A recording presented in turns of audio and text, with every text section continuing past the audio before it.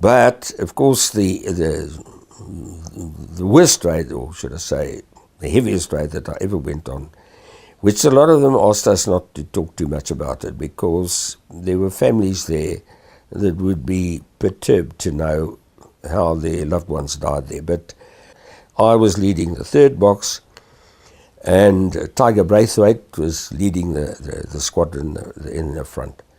And of course, we still don't know whether ek hit the bomb bay of Chris Bishard's equi. He was flying number 4 on the OC there.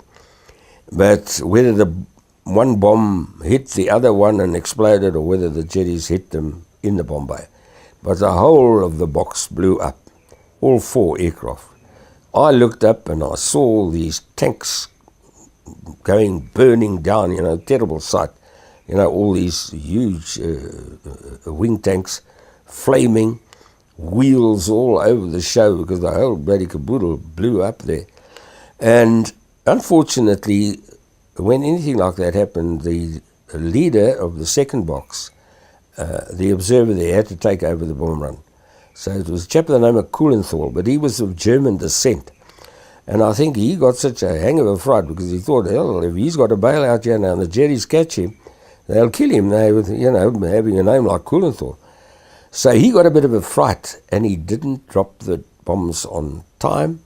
He dropped them with a delay, and they fell all over the center of the town, Udenay, which the Germans were occupying.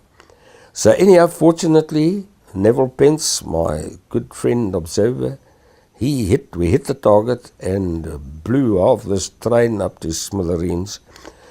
But now we've got to come home with these bits and pieces. Lord knows what to say. It was terrible, losing a third of the squadron in one blow like that.